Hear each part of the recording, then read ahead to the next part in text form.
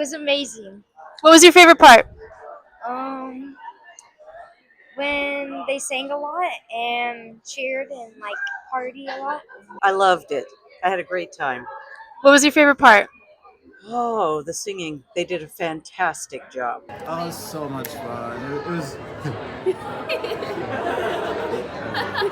was really good. It was so much fun. The music, the singers, such a stacked cast, amazing actors, really great singers.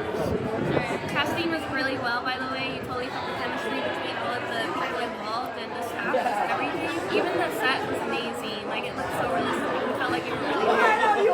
Awesome. Thank you Everything from the guys. set to the sound to the light. I mean, I'm a big music guy, so like the harmony and the vocals are so good. I think everyone should come watch it. Awesome. Thank you so much, you guys. So what would you do with 96,000? Whatever 96,000 times 4 is, I would get that many gumballs. Yeah, dude. Just, go to the bank, change it all for quarters, and just keep turning it until I get all of the gumballs. Blow Yeah. a big bubble. The biggest bubble. I feel like, yeah, I like what you're thinking. I'm with you. I think I would buy 2 American Girl dolls.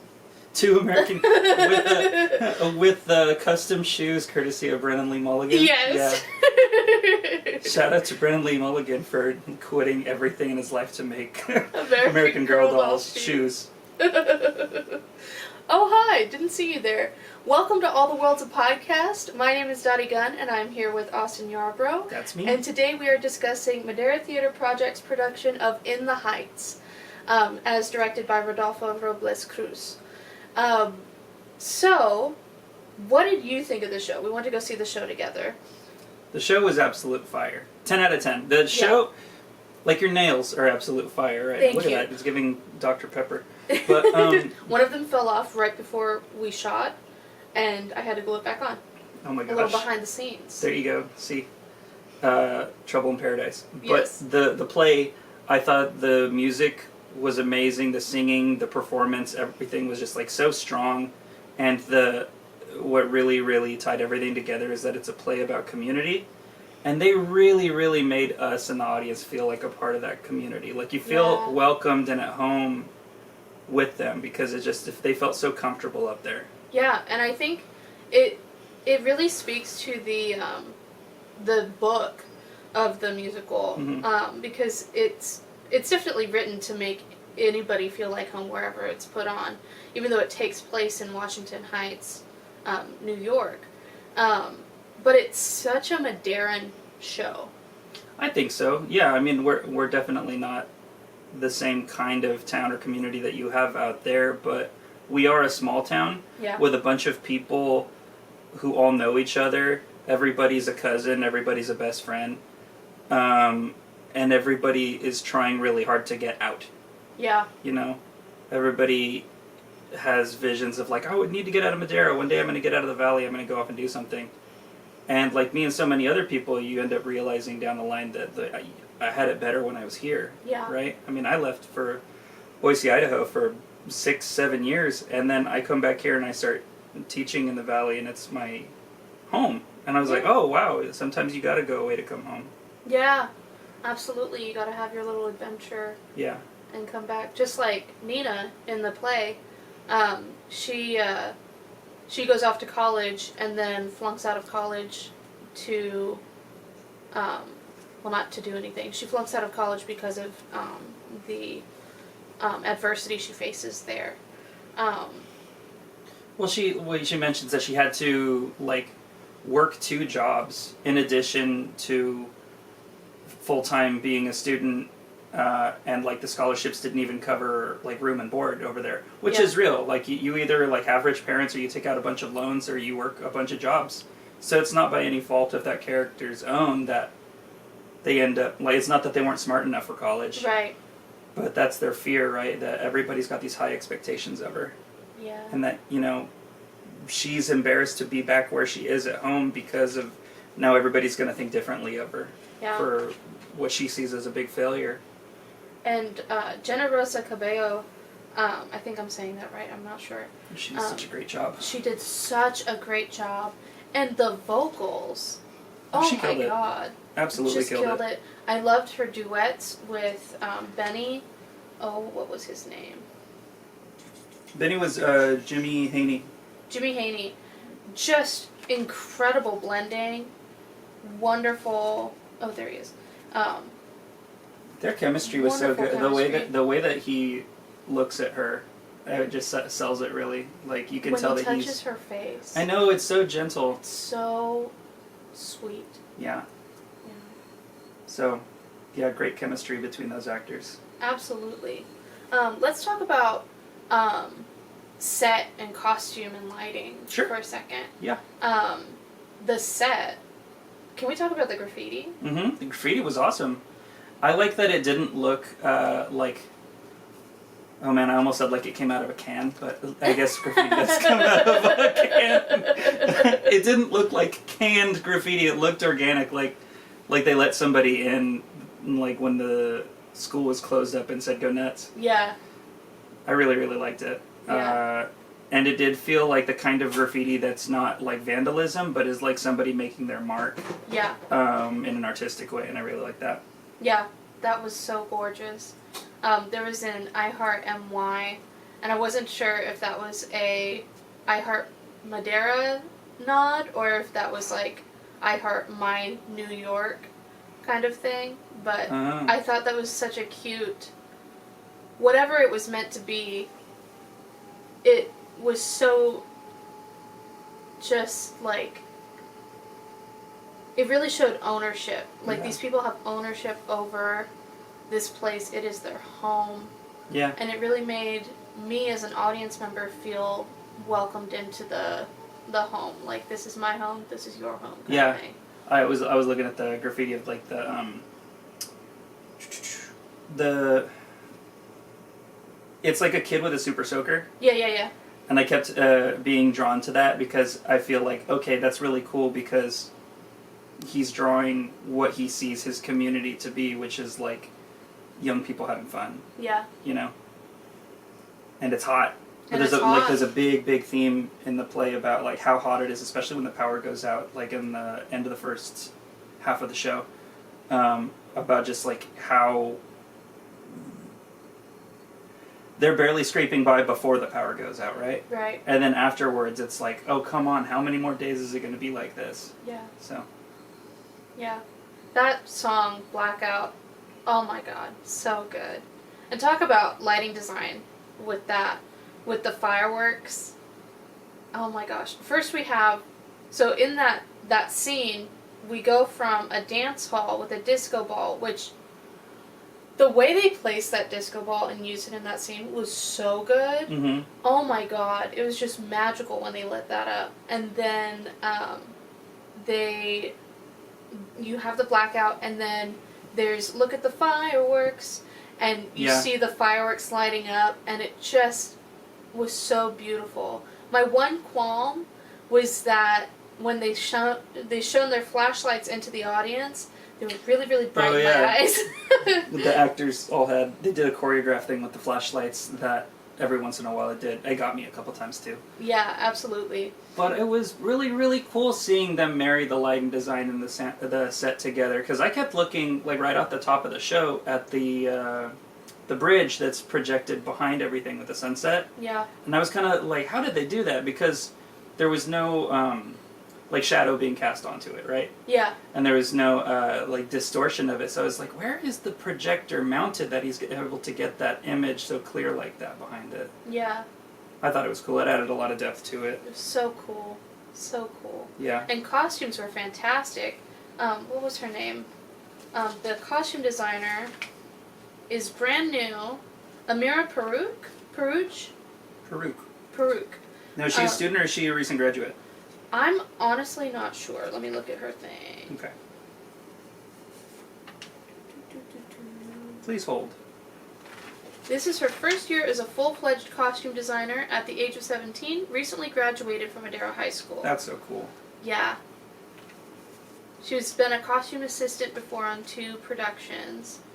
and she's a gold medalist at Linnea with a perfect score for her costume designs. Yeah. That's awesome.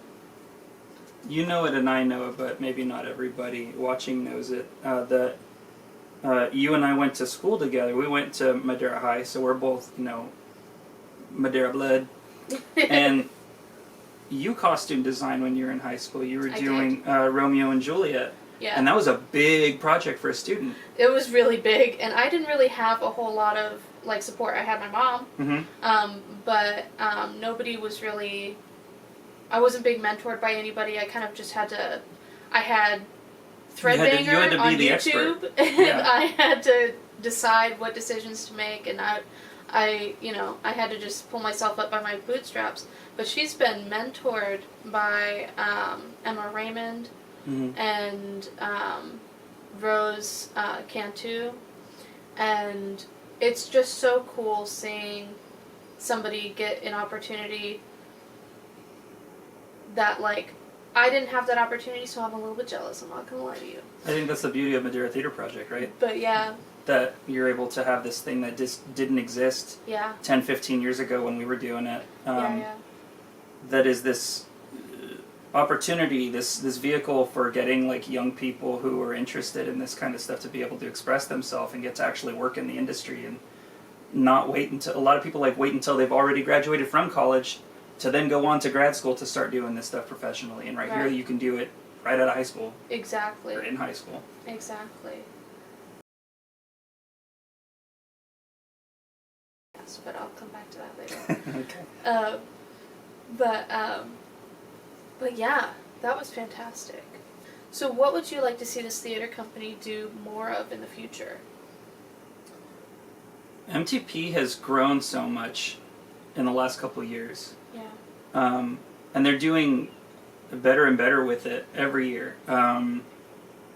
I got lucky enough to work with MTP a couple years ago on Alice in Wonderland, and then I got to direct with them last year for Midsummer Night's Dream. Yeah. And you did the costume design for I that. did. Oh man, that was a great show.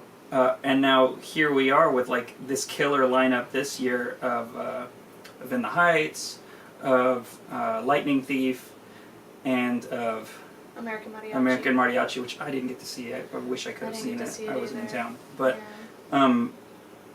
I think it's really cool that they're doing shows that play towards the acting pool and the strengths of everybody that we have in town. Yeah. And with these shows that probably you wouldn't see produced elsewhere. Yeah.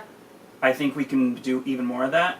And I think that MTP can, now that they've made a name for themselves, that they can really start producing a lot of new plays and originating plays here. Because we don't just have the actors and the designers in the talent pool here. We've got a lot of writers.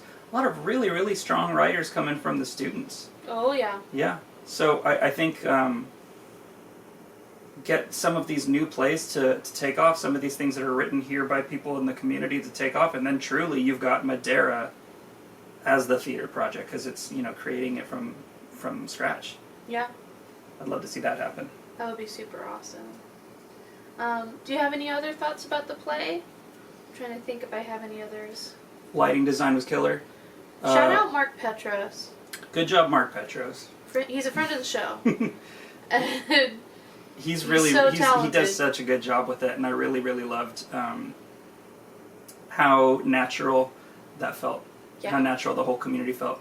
I do think it's worth mentioning the lead actor who played Usnavi, Matthew Rivera. Oh my God, he pulled me in from the very first time he started singing, because it's not just it's a musical, but it's also, Lin-Manuel Miranda musical, right? Yeah. So it's fast-paced, it's complicated, it's rap, and he was on it, and not in a way that was oh, I hope I don't slip up, this is really technically complicated, just these words are flowing from him. Yeah.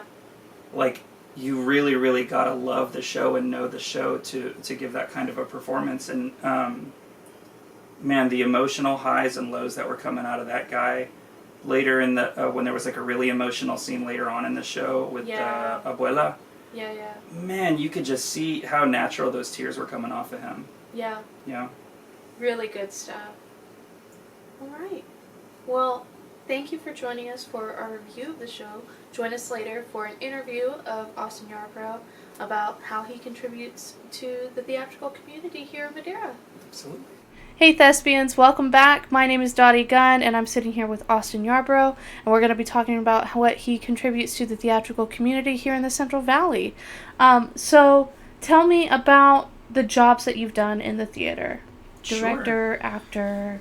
Well, I'd say I've done just about everything but stage manage. Never stage managed a show, but I've acted in more than I can count on my hands and feet. Directed 5 or 6 shows now, and worked for years in a scene shop, in a couple different scene shops, and worked in the costume shop for a little while in Fresno State. I've also done lighting design, sound design, hair and makeup, so really just involved myself in it as much as I can. Also crewed several shows backstage, so Right, of course. but primarily acting, directing. Awesome. So is theater your full-time gig? It is now. I'm teaching drama at an elementary school in Madeira right now, and if you didn't know, we've got drama teachers in place in every elementary school in Madeira, and in all 3 of the middle schools, and in all 3 of the high schools. So we've got drama across the board now. Nice. Yeah. We love to see it. So what is your favorite job that you've done? The one that I'm doing right now.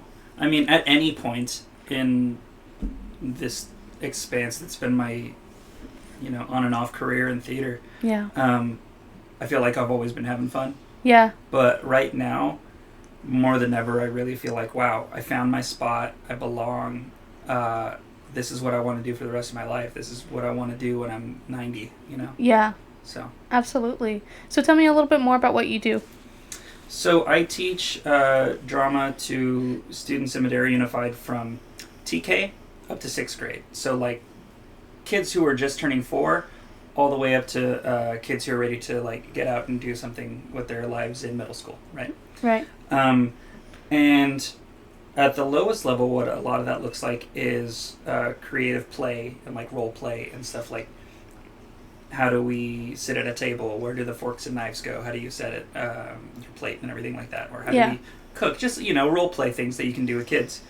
And then as the rigor advances throughout the years, that you get to see these kids, which is also like my favorite part of the job, that I get to grow up along with the kids, watch my TK kids eventually become my 6th graders. But as that rigor increases, by the time they're in 6th grade, they're ready to go do a play. Right. Like they're ready to start auditioning for shows and get out there. Nice. So. Nice. Yeah. We absolutely love to see it. Yeah.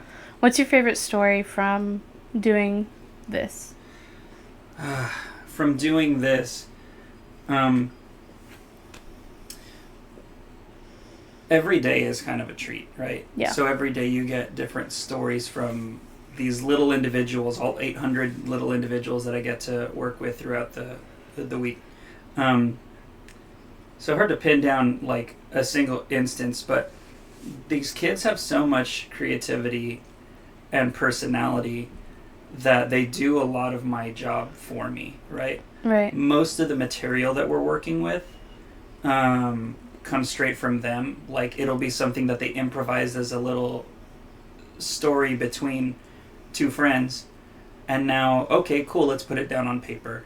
And then they can take that and, okay, now that you've put it on paper, who in the class would like to do this scene that your friends just wrote? And now that they've got that written down, let's start staging it, and let's get props, and let's get costumes, and let's get another class to watch the product of what has just been made, right? Yeah. So as far as like what is my favorite thing, my favorite part of this, or my favorite little story, is that I showed the kids parts from like Shrek the Musical. Yeah. And then later on in the year, I showed the kids parts from Annie, the 1962, 68, I don't know, with Carol Burnett and Albert Finney. And after a while, it started, because we're watching theater and we're making theater, it starts to bleed into it. Yeah. So kids start doing scenes of like Shrek and Annie as a married couple going to McDonald's and and ordering and trying to see the manager and everything, and they turn it into this, like, Annie is now grown into being a Karen and her husband is Shrek. Oh my and God. they're ordering the donkey burger at McDonald's, and it's just like the funniest thing where, like, kids will come up with things that you would never put in front of them, right? Right. But now they're telling the story, and that's the whole point, right? Is to get these kids to tell stories and express themselves. Yeah. That's awesome. They're Yeah, just I making love little fan fictions in your class. It's great. That's it. We're in the exercise of creative fan fiction. That's awesome. So who's your biggest influence in theater? So, background, you and I went to the same high school. Yes, we had the did. same drama teacher. Yep. Duncan Needham taught for years and years and years at Madeira High as their drama teacher, and has now moved into, like, more of the administration end of things. He's the department academic coach for drama. Yeah. But he's also been, like, my personal mentor and my friend for years and years and years after, him being my teacher. And so he got me involved in this position that I'm in now. He first, pointed it in my direction and then helped me on the process of, like, getting signed up and getting through grad school. Yeah. And through my first couple of years of teaching. And, he's got such a huge heart and such a huge, like, wealth of knowledge that he always gives back to the community. And I'm really, really lucky to be as close with him as I am, because he's just a great, great resource to everybody. Yeah. And a friend to everybody. Yeah, absolutely. So, throughout school, throughout your job, just throughout your career, what techniques have you learned that you carry throughout your whole life? Techniques that I've learned through this and carry through my life and really apply every day. You got to be an active listener. Yeah. I thought that being a teacher would mean try to get the kids to know everything that I know. Right. But what I'm finding is that being a teacher means learning things about kids every day. Yeah. About not just, like, the cognitive development of kids, Yeah. but, like, what is each individual student, what is little Johnny, what is little Susie dealing with and thinking about, and what are their interests on a day-to-day level, because I'm finding that the easiest way to reach them and get them interested in drama and get them interested in what we're learning is when they know that Mr. Yarbrough is invested in them. Yeah. And wants to know if they're having a good day, and if their day's not going well, what can we do in drama to make it more exciting and fun for them? Yeah. So I feel like active listening is a really big technique for me to do my job well, but also to give the kids a platform, to give the kids an avenue to express themselves and create, because the more that you give them the allowance to do that, the more they want to do the work, instead of, like, you have to do the work. Mm-hmm. Like, sit down and do a worksheet. I almost never have paper in front of the kids unless they want to be writing down their scripts that they're coming up with, right? Right. A lot of the time when we're engaging with a text, we're engaging with a text in a very physical, on your feet, active costumes and props kind of way. Gotcha. And it's working. Do you It's guys... helping. Yeah. Yeah. Do you guys ever employ,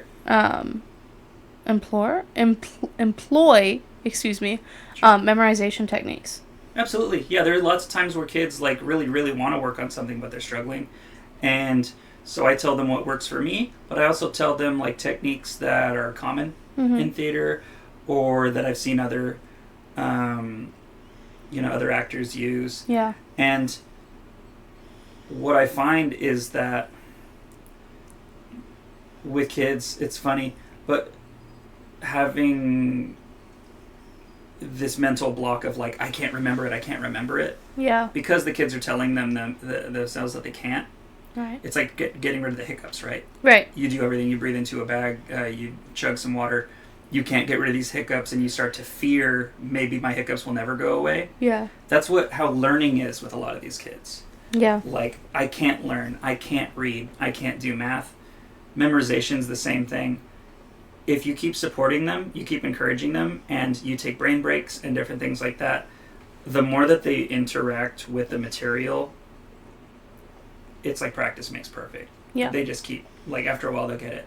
And if some kids need more help in certain areas than others, we got lots of things we can do. Yeah. A lot of times I'll have, like, one kid be another kid's shadow so that they can feed the line into them. And after, like, 4 or 5 rehearsals of that, he doesn't need the shadow anymore. Nice. So, yeah, we employ a lot of different things like that.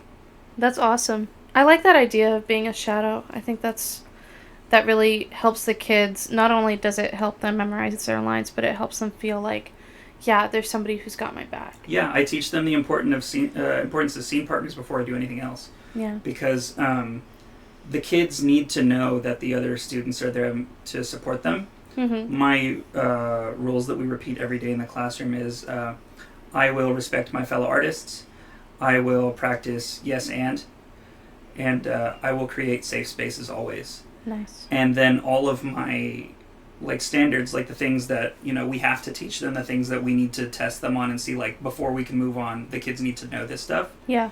I always take it and then rephrase it into an I can statement. Yeah. So the kids will be repeating, you know, before we start anything, I can work with my scene partner today. Yeah. I can speak in front of people. So now Nice. it's not a standard, it's an affirmation, right? Yeah.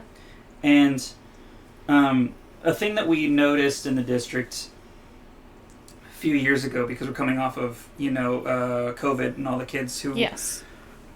you know, needs must and everything, they had to learn through Zoom calls. Right. Kids were doing kindergarten over Zoom calls, and I can't imagine what that was like for the teachers or the students, right? Yeah. But because they missed some of these formative years and everything, it really broke down the structures of what it was like to be at school, but also like what it's like for kids to make relationships with other kids. Mm-hmm. Maybe they had the social aspect of like being able to play with their cousins or siblings or anything like that. But now you put them in a room with a bunch of kids that they don't know, and you're expecting them to behave a certain way that they were not expected to behave like that at home. Yeah. And everything. It's terrifying. So you have kids who are really scared to go to 3rd grade the same way that they were scared to go to kindergarten. Right. Right? They have gained a trust for the adults. Well, they've known each other for 3 years, but they haven't built any kind of relationship, right? Right. That's not their friend that they hang out with on the blacktop. Yeah. But what I do in my class is teach that importance of scene partners. This person has my back. This person is not just responsible for themselves, but they're also responsible for me. Mm-hmm. And we're going to take care of each other.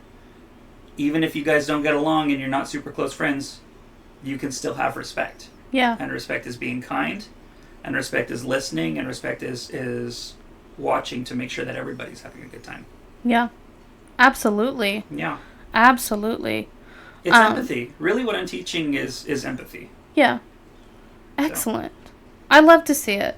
Empathy is so important right now, especially in today's political climate, and just nowadays we seem to have a dearth of empathy for each other. So it's wonderful to see it being taught in the schools and being taught the way that it's supposed to be taught, peer to peer. I think that's wonderful. What barriers to access have you encountered, either as an adult in theater, or have you witnessed your kids hitting as they pursue theater? You know, getting started is always the hardest part with anything, right? And then for me, getting started again.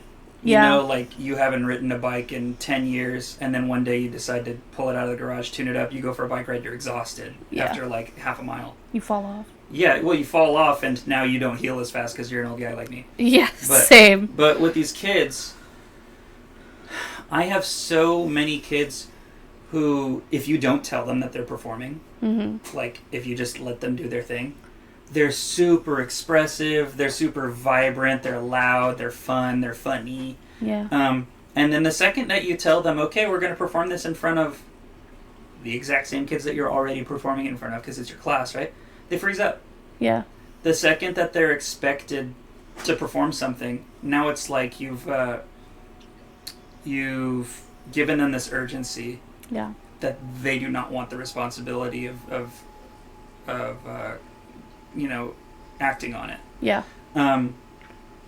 So I try to do everything I can with these kids to make it like we're always playing. Yeah.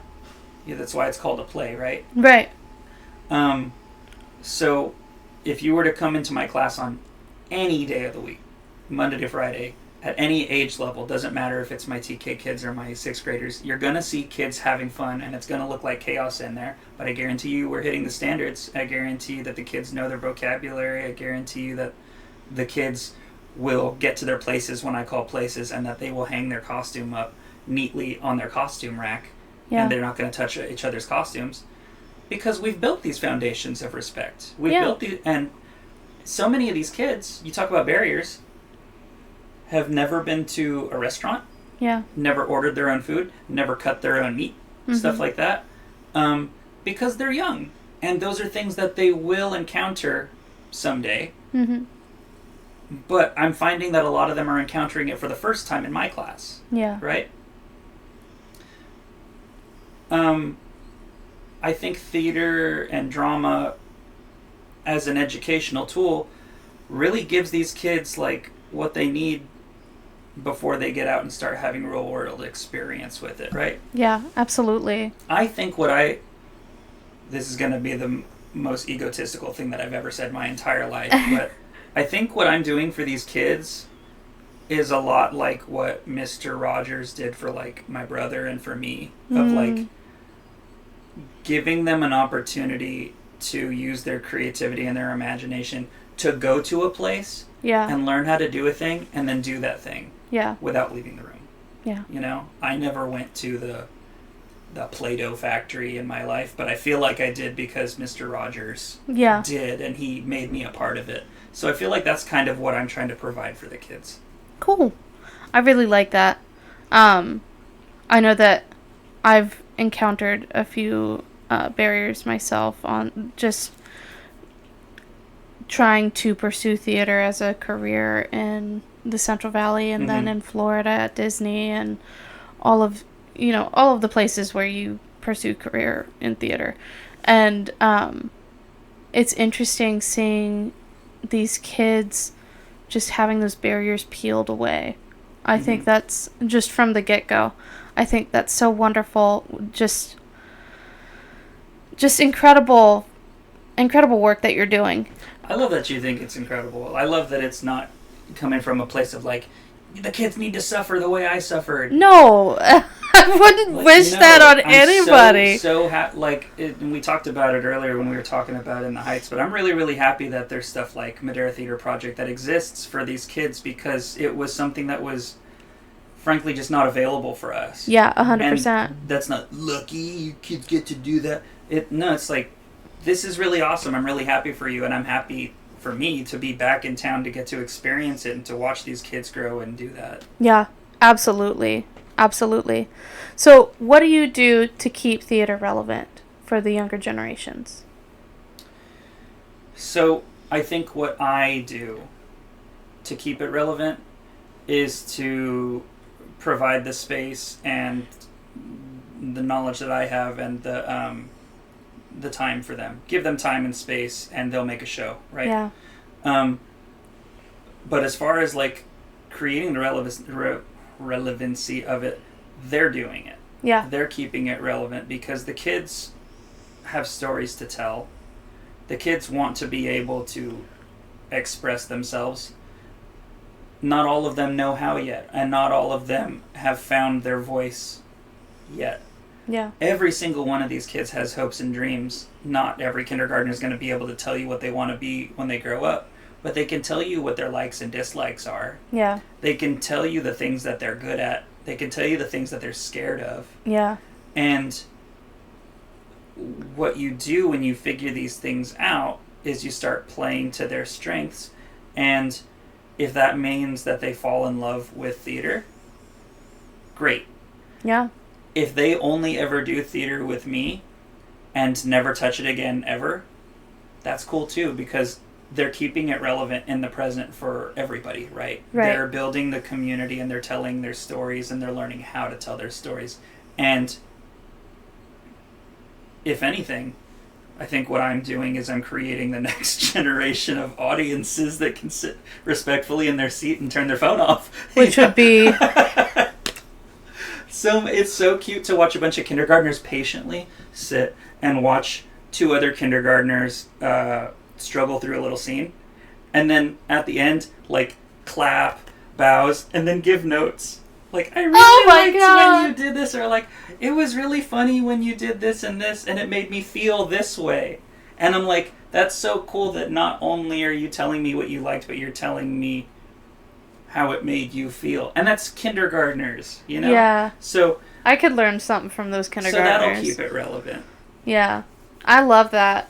That is so cool. I'd never considered the little ones giving notes just in their little seats. We always do, and I end every single class with the last 5 or 10 minutes of having a discussion that I really leave it open for the kids to raise their hand and tell me something. And if they have a question, I try to get another one of the students to answer that question instead of me just like dictating at them. Yeah. But the first question is always like, what's something today that was fun? Mm-hmm. And then what's something today that was challenging? Yeah. And, you know, that's kind of big words for the little kids, so I'll just say, you know, what's something that's fun, what's something that was hard. But, you know, Right. you add levels of rigor to that line of questioning, but the kids will start telling you, like, their experience of what happened throughout the day, Yeah. or even just, like, in that class. Yeah. And you'll hear empathy just happen, because you hear kids who will be like, oh, I'm so sorry that happened to you. I didn't think about it like that. Or other kids are like, yeah, me too, I felt that. Yeah. Oh, that was so great. Or, oh, that was so terrible. Mm-hmm. And you're seeing less of the bullying of, like, kids, like, throwing each other under the bus. Yeah. And seeing more of kids realizing that the other kids are having experiences that are different from their own. Which is something we really, really need, especially in the theater scene here in the Central Valley. Because what I've noticed is one of the barriers I've come across is people being really catty with each other. Yeah.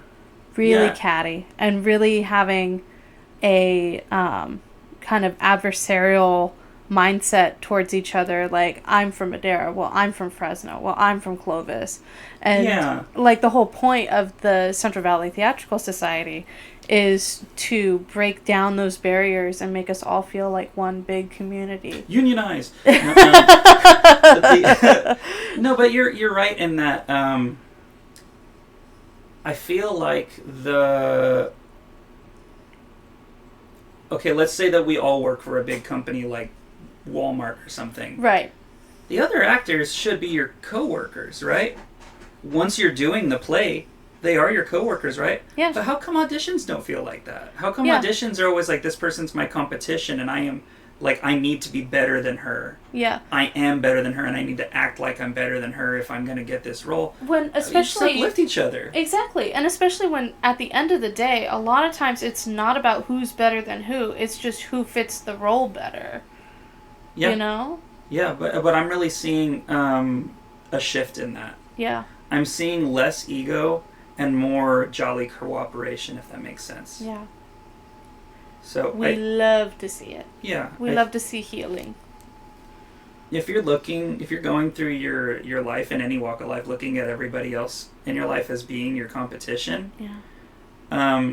You're always gonna feel like someone's out to get you, or that somebody is causing all of your problems for you, right? And that maybe they can't are, really but- survive in a theatrical setting because it's so collaborative. Yeah, I feel like the goal of it, at least for me, like the reason that I like teaching and the reason I like directing is because it's not about me. Yeah. Because it's about, when you're directing, it's about the show and it's about the cohesion of everybody's vision coming together. Right. And with teaching, it's about the kids. Like, I am a servant to them. Yeah. How do I help my class, but also how do I help just this one student right now if they're the one who needs help? Right. I don't feel like it's for me to look how knowledgeable in theater I am. Right. So, Nice. Love it. So, what's your next project? school year is going to start up in a couple days here.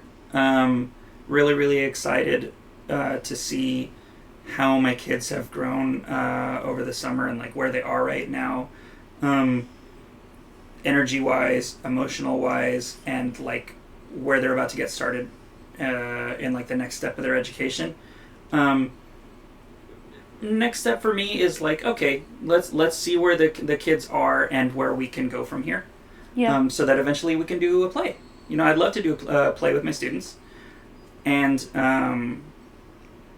yeah, I think that's the big thing right now. And then more in a broad sense, the district is looking for a lot of other people to do jobs like mine. Yeah. So right now, if you are a person who has a degree in art, in drama, in dance, in music, and you'd like to share that with kids, you'd like to, you know, teach and use your credential for something really, really great. I can't stress enough that this is the best job I've ever had, and I don't ever want to stop doing it. So if you've got those credentials and you want to do something amazing with them, reach out to Brandon Gillis. He's our head of our department. Brandon Gillis at maderausd.org. And they'd love to have us. They'd love to have you. Yeah, absolutely. Go ahead and reach out, especially if you have one of those degrees. I can't because my degree is in mechanical engineering, but that's why I have this little podcast here, so I can stay involved. And also, if you would like to be involved in the Central Valley Theatrical Society, just like us on Instagram, join our Discord. If you want promotions for your show, all you have to do, it's completely free.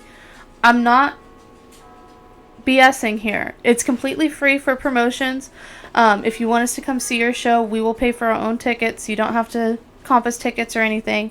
And just put your posters in the Discord or link them in our Instagram comments or wherever you find us, or our Facebook page or wherever. We will promote your shows for free.